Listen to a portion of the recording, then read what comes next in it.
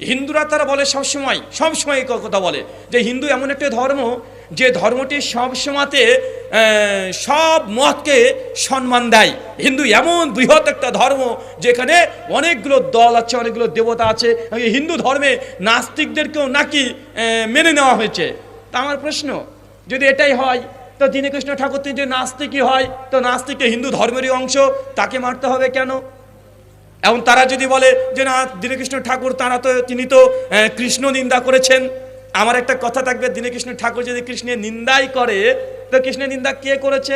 দীনকৃষ্ণ ঠাকুর তো শাস্ত্র থেকে প্রমাণ দিয়েছে। 2, যদি কৃষ্ণের নিন্দা করার কারণে এইভাবে একটা পণ্ডিত মানুষকে তুলে নিয়ে গিয়ে মন্দিরে মারতে হয়, এটা তো ভয়ঙ্কর ব্যাপার। রামায়ণ, বাল্মীকি রামায়ণ অযোধ্যা কাণ্ড 109 নম্বর স্বর্গের 34 নম্বর শ্লোকে স্বয়ং বাল্মীকি জি লিখে রেখেছেন বাল্মীকি রামায়ণে, যথাহি চোরাহা তথাহি বুদ্ধা। বুদ্ধ হচ্ছে 1 নম্বর চোর। তো সনাতন শাস্ত্র তো বুদ্ধকে চোর বলেছে, এখন বৌদ্ধরা যদি হিন্দু পণ্ডিতদেরকে মারে, দীনকৃষ্ণ ঠাকুর তিনি যে কৃষ্ণের নিন্দা করার জন্য মারে, তাকে মেরে দিতে হয়। তাহলে বাল্মীকি রামায়ণ তো বৌদ্ধ ধর্মের নিন্দা করেছে, গোটা ব্রহ্মা সূত্রটাই বৌদ্ধ ধর্মের বিরুদ্ধে গিয়েছে। এখন বৌদ্ধরা কি দলমত বেঁধে এসে এখন হিন্দুদের সঙ্গে মারামারি করতে শুরু করে দেবে? কথা বলেন। তাই এরকম ধর্ম ব্যবসায়ী প্রত্যেক যুগেই ছিল।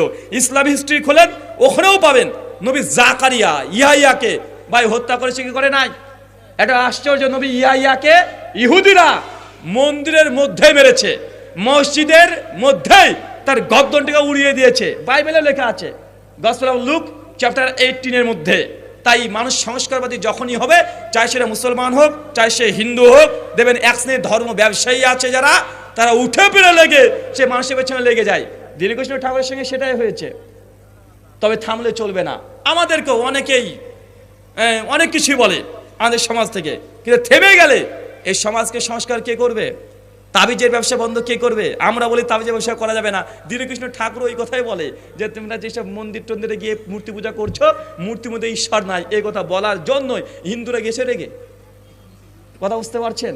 দীনকৃষ্ণ ঠাকুর বলেছে যে এই যে যখন মানুষ মারা যায় শ্রাদ্ধ করে টাকরা করে দেয়, 11 দিন পরে গোটা দীনকৃষ্ণ ঠাকুর বলছে এইসব শাস্ত্রে নাই, এগুলো ফাউল কাজ, এই জন্য হিন্দুরা এখন রেগে গেছে। কথা কি বুঝতে পারছেন? মানে প্রচলিত ধর্মের বিরুদ্ধে বলেছে। শুক্রিয়া।